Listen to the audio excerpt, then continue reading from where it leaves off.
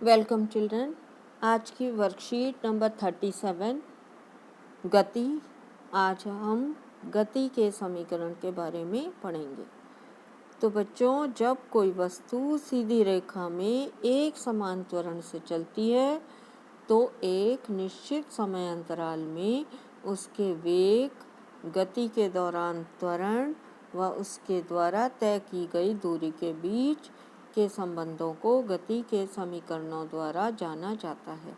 क्या होता है बच्चों?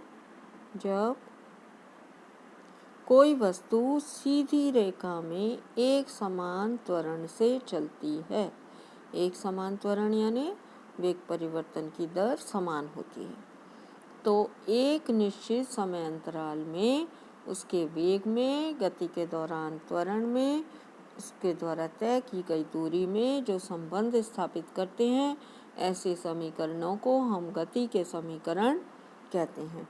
गति के 3 समीकरण हैं। नंबर 1, गति का पहला समीकरण वेग और समय में संबंध दर्शाता है। वेग और समय में संबंध दर्शाने वाला कौन सा नियम है, कौन सा समीकरण है? v is equal to u plus at। दूसरा समीकरण समय और स्थिति में संबंध दर्शाता है। इस समीकरण को हम कैसे रिप्रेजेंट करते हैं? ये समीकरण s equal to u t plus half a t square द्वारा दर्शाया जाता है।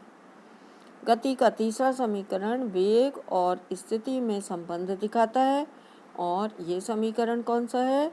2as is equal to v square minus u square. इस समीकरण में v क्या है, u क्या है, ये आपको पता होना चाहिए। u क्या होता है? वस्तु का प्रारंभिक वेग। प्रारंभिक यानी शुरुआत में वस्तु का जो वेग है उसे हम कहते हैं, हम u से रिप्रेजेंट करते हैं, डिनोट करते हैं। और ये क्या मतलब हुआ u का? u का मतलब है वस्तु का प्रारंभिक वेग। स्मॉल v से हम किसको रिप्रेजेंट करते हैं बच्चों? स्मॉल v वस्तु का अंतिम वेग होता है। a एक समान त्वरण होता है। a हम किसके लिए लिखते हैं? a मीन्स एक समान त्वरण। s बराबर तय की गई दूरी, किसी वस्तु द्वारा तय की गई दूरी को हम s लिखते हैं, और t बराबर समय को दर्शाता है, अर्थात लिया गया समय t से हम प्रदर्शित करते हैं। इनका उपयोग, ये जो समीकरण है, इनका उपयोग हम कहाँ करते हैं? दैनिक जीवन में, गति में, वेग, समय, दूरी, त्वरण आदि से संबंधित प्रश्नों को हल करने के लिए गति के समीकरणों का उपयोग किया जाता है। अब हम ग्राफीय विधि द्वारा वेग और समय के बीच संबंध स्थापित कर गति का पहला समीकरण व्युत्पन्न करेंगे या प्राप्त करेंगे। तो गति का पहला समीकरण कैसे आया, ये इस ग्राफ द्वारा आपको स्पष्ट हो जाएगा। एक समान त्वरण से चल रही किसी वस्तु का वेग समय ग्राफ लीजिए। आपने अगर किसी वस्तु का वेग समय ग्राफ लिया है जो एक समान त्वरण से चल रही है, तो कैसा आएगा बच्चों? ये सीधी रेखा। इसमें u is not equal to 0, u 0 नहीं है, और वस्तु का u प्रारंभिक वेग t समय में बढ़कर v हो जाता है, तथा वस्तु का वेग एक समान दर a से परिवर्तित हो रहा है। क्या होता है बच्चों? ये जो ग्राफ आपको बनाया गया है, ये ग्राफ आपको यहाँ पर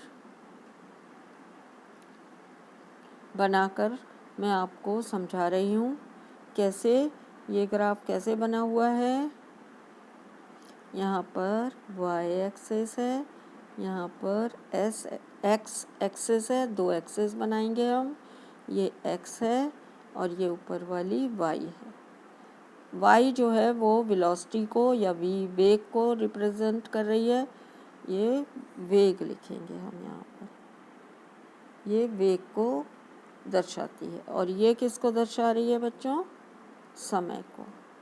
तो एक्सिस पर हम क्या बताएंगे, एक्स अक्ष पर समय और वाई अक्ष पर हम वेग बताएंगे। तो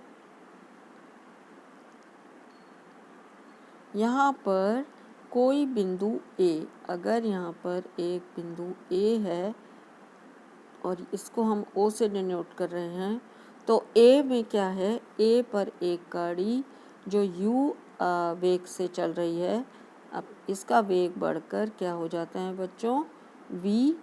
जब ये बी पॉइंट पर पहुंचती है तो इसका वेग कितना हो जाता है, इसका वेग बी हो जाता है।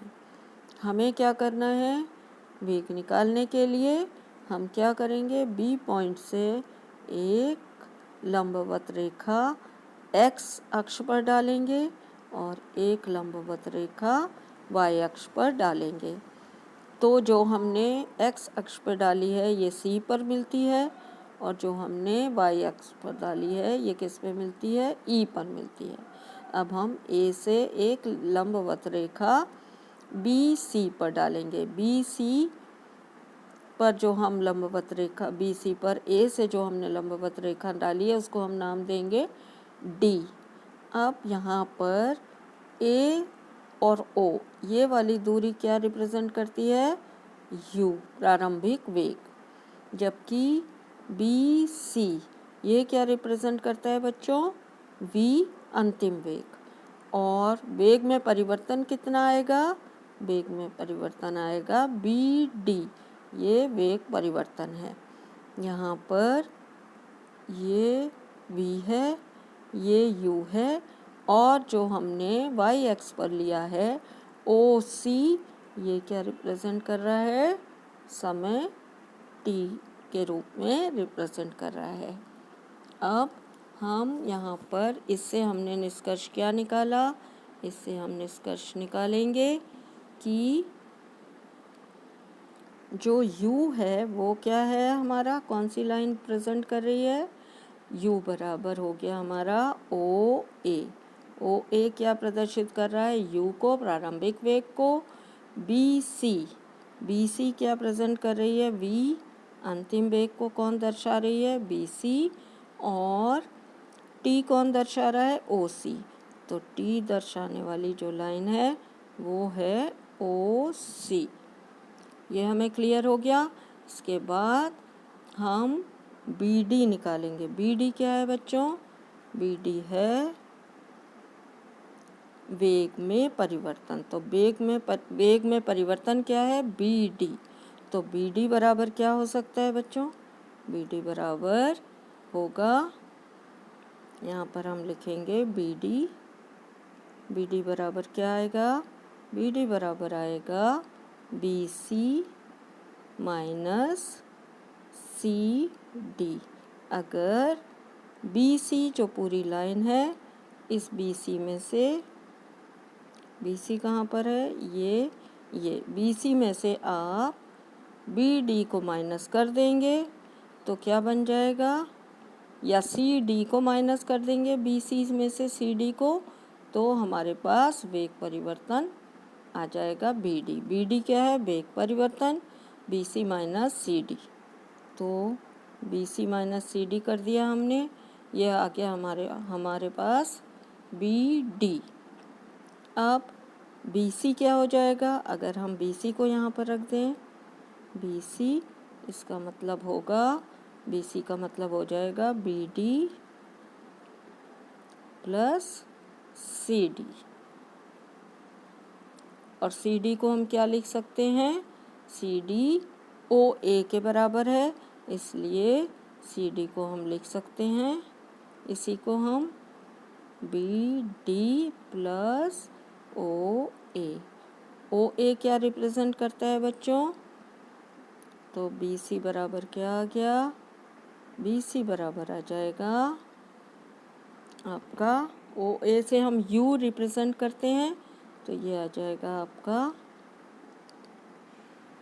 बी डी प्लस यू, क्योंकि ओ ए को हम क्या कहते हैं, ओ ए को हम यू कहते हैं। ओ ए हमारा यू को प्रदर्शित कर रहा है, आरंभिक वेग को।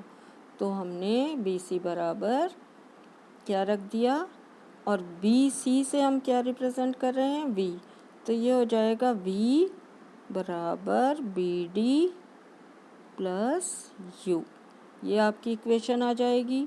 अगर हम इससे बी डी को यहाँ पर ले आएँ तो बी डी बराबर क्या निकालेंगे हम, बी डी बराबर वी माइनस यू। ये आपकी इक्वेशन नंबर 1 बनेगी। इक्वेशन बी डी की वैल्यू निकल आई वी माइनस यू। अब हमें क्या करना है, हमें वेग परिवर्तन निकालना है, त्वरण निकालना है। तो त्वरण क्या होता है बच्चों, त्वरण क्या होता है, ए बराबर क्या होगा हमारा, वेग परिवर्तन बटे लिया गया समय।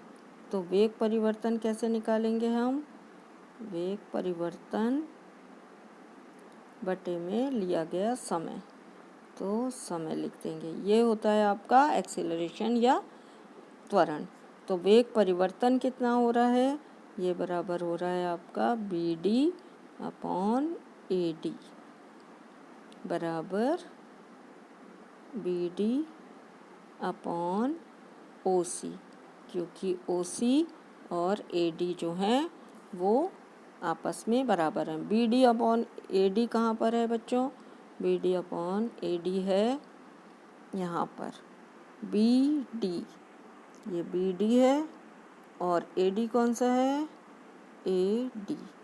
तो B D upon A D क्या हो जाएगा, टाइम, और बी डी क्या हो जाएगा, वेग परिवर्तन। ये वेग परिवर्तन है बी डी, और ये ओ सी बराबर हो गया ए डी, तो ए डी क्या है, टाइम। तो वेग परिवर्तन बटे समय या बटे टाइम क्या बन जाता है, ये ए। तो अब हम ए में यहाँ पर इसमें क्या करेंगे, हम ए की वैल्यू निकालेंगे। तो ए क्या होगा, ए बराबर हो जाएगा, इसका मतलब ए हो गया, ए बराबर हो जाएगा, ये तो आपका वेग परिवर्तन बटे समय बराबर ए हो गया, और ए बराबर हो जाएगा आपका बी डी, और ओ सी क्या हो गया, टाइम, तो बी डी अपॉन टाइम या टी। तो बी डी की वैल्यू क्या निकलेगी बच्चों, बी डी बराबर निकलेगा ए टी, ये दोनों का मल्टीप्लाई हो जाएगा इक्वल टू को इधर, ए टी यानी ए मल्टीप्लाई बाय टी। अब हम क्या करेंगे, जो आपकी ये आपकी इक्वेशन नंबर 2 है, इक्वेशन नंबर ए और इक्वेशन नंबर 2 और 1 और इक्वेशन नंबर 2 को जब आप एक साथ मिलाएंगे तो आपको v की वैल्यू आ जाएगी, v बराबर u प्लस ए टी। ये जो बी डी की वैल्यू है ए टी, इसको हम कौन सी इक्वेशन में रख देंगे, इस वाली इक्वेशन में। यहाँ पर हम बी डी की जगह क्या रख देंगे, ए टी। तो अगर हमें v की वैल्यू निकालनी है, v equal to u plus a t आएगा। यहाँ पर कैसे आएगा, बी डी बराबर v माइनस यू। तो अगर हम इसमें v माइनस यू रख दें यहाँ पर बी डी बराबर, तो v minus u equal to a t. तो v इक्वल टू क्या हो जाएगा, इस u को हम यहाँ ले जाएंगे तो प्लस हो जाएगा u प्लस ए टी। तो ये आपका फर्स्ट डेरिवेशन निकल आया।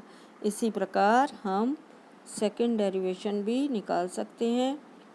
सेकंड समीकरण है जो गति का, उसको भी निकाल सकते हैं। अब उसे निकालने के लिए आपको ज़्यादा परेशानी नहीं होगी क्योंकि आपने पहला समझ लिया है।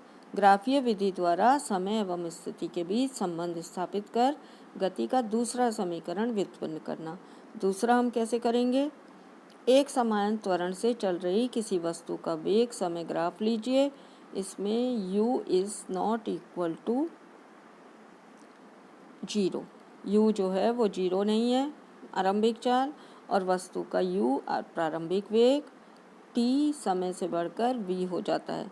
तो प्रारंभिक वेग जो u था वो t समय में बढ़कर कितना हो जाता है, v हो जाता है, तथा वस्तु का वेग एक समान दर अर्थात a से परिवर्तित हो रहा है। तो यहाँ पर हमने ये इमेजिन किया है, ये ग्राफ आपका यही सेम ग्राफ जो है, इसी के द्वारा हम दूसरा गति का समीकरण को व्युत्पन्न करेंगे। बिंदु B से x अक्ष पर लंब BC खींचें जैसे हमने पहले खींचा था। अब हम जानते हैं कि वस्तु के द्वारा तय की गई दूरी, तो दूरी हम कैसे निकालते हैं वेग समय ग्राफ से बच्चों? यह आपने पिछले वाली वर्कशीट में पढ़ा था कि दूरी हम कैसे निकालते हैं। हम दूरी निकालते हैं AB के नीचे घिरे क्षेत्र द्वारा। तो पूरे क्षेत्र का क्षेत्रफल निकालकर हम दूरी निकालते हैं। तो किसका हमें क्षेत्रफल निकालना पड़ेगा? ABCO। हमें इस पूरे क्षेत्रफल का क्षेत्र का क्षेत्रफल निकालना होगा, तो वो बराबर आएगी दूरी। तो क्षेत्रफल हमें निकालेंगे हम कैसे? यहाँ पर आप देखिए, क्षेत्रफल निकालने के लिए क्या है, ये ऊपर वाला एक ट्रायंगल है, ये एक त्रिभुज है, जबकि नीचे वाला एक आयत है। तो आयत का क्षेत्रफल हम ये लंबाई गुणा चौड़ाई से निकाल लेंगे, OA गुणा OC हो जाएगा। और ट्रायंगल का जो त्रिभुज का हम क्षेत्रफल निकालते हैं वो कैसे निकालते हैं बच्चों? 1/2 आधार गुणा ऊंचाई। तो यहाँ पर AD लेंगे, AD आधार है और BD क्या है, इसकी ऊंचाई है। तो 1/2 AD इंटू BD। यहाँ पर OA बराबर U होता है, OC बराबर AD बराबर T होता है ये, और BD बराबर क्या निकाला था अभी हमने पिछले समीकरण में, AT। तो जब हम वैल्यू पुट अप करेंगे तो क्या हो जाएगा, A बराबर BD/T या BD बराबर AT। A बराबर हमने रखा BD वेग परिवर्तन बटे समय यानी T, या BD बराबर AT। तो BD की वैल्यू कहाँ आ जाएगी, इससे A और T का मल्टीप्लाई हो जाएगा, तो BD बराबर AT आ जाएगा। समीकरण एक में सभी मान रखने से क्या होगा, गति का दूसरा समीकरण व्युत्पन्न हो जाएगा या प्राप्त हो जाएगा। गति का दूसरा समीकरण क्या है बच्चों? S = U × T + ½ T × AT। जब हम वैल्यू पुट अप करेंगे तो हमें ये प्राप्त होगा, और इसको जब हम सॉल्व करेंगे तो S = UT + ½ AT प्राप्त हो जाएगा। ½ AT², क्योंकि यहाँ पर भी T है, यहाँ पर भी T है, तो T दोनों जगह होने के कारण ये स्क्वायर आएगा। अब हम क्वेश्चन आंसर देखेंगे, स्वयं को जांचिए। क्वेश्चन नंबर 1, गति के 3 समीकरण लिखिए। ऊपर आपको गति के समीकरण लिखे हुए हैं, आप तीनों समीकरण को यहाँ पर आसानी से लिख सकते हैं। पहला क्या है बच्चों? पहला है V = U + AT। दूसरा क्या है? दूसरा है S = UT + ½ AT², और तीसरा है 2AS बराबर V² - U²।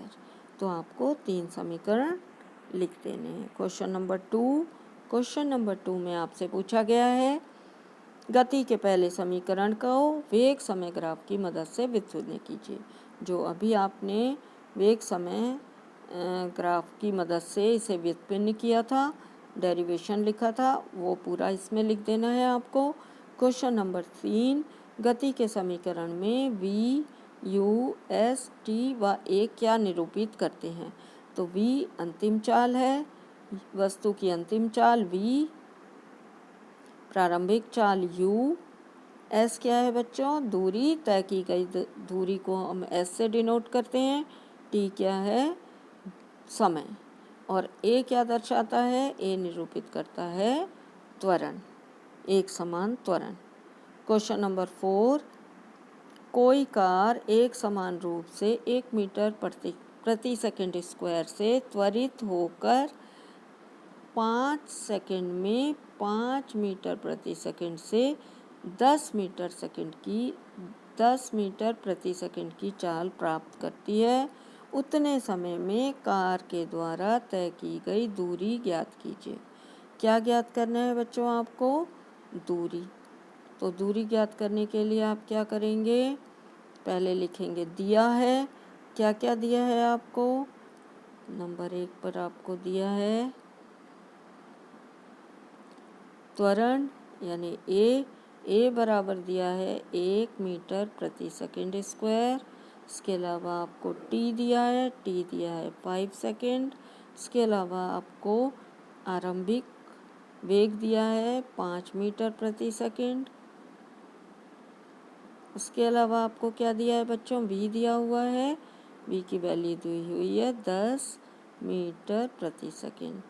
आपको दूरी निकालनी है। दूरी का समीकरण क्या है आपका?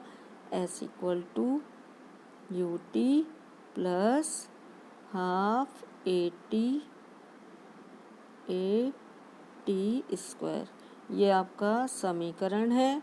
अब जब आप समीकरण में वैल्यू पुटअप करेंगे तो क्या हो जाएगा बच्चों? आप इसमें वैल्यू पुटअप कर दीजिए और s की वैल्यू निकाल लीजिए। u की वैल्यू कितनी दी हुई है आपको? 5। टाइम कितना दिया हुआ है आपको? 5 सेकंड दिया हुआ था, प्लस हाफ ए कितना दिया हुआ था आपको? 1, जबकि टी कितना दिया हुआ था आपको समय? 5। तो टी का स्क्वायर है बच्चों, तो क्या करेंगे हम? 5 इंटू 5, ये टी का स्क्वायर बन गया। अब इस समीकरण को आपको सॉल्व करना है। 5 5 जा 5 5 25 हो जाएगा, प्लस यहाँ पे क्या आ रहा है आपका? हाफ। पहले हम ब्रैकेट को सॉल्व करेंगे। 5 गुणा 5 गुणा 1, इसकी वैल्यू कितनी आ जाएगी बच्चों? 5 गुणा 5 25, 25 एकम 25, तो ये आ जाएगी 25। तो जब हम इसे सॉल्व करेंगे तो क्या आ जाएगा बच्चों? 25 प्लस, ये प्लस का निशान है, जब 25 को 2 से कट करेंगे तो कितना आएगा बच्चों? 12.5। 25 का आधा, क्योंकि 1/2 गुणा 25 है ये, तो 12.5 आ जाएगा। इन दोनों को जोड़ दीजिए, आपके पास s की वैल्यू आ जाएगी। ये कितनी आएगी? 37.5 मीटर। इतनी मीटर आपकी किसकी वैल्यू आ गई बच्चों? दूरी या s की वैल्यू। तो आप इस तरह न्यूमेरिकल को सॉल्व कर सकते हैं। Thanks for watching.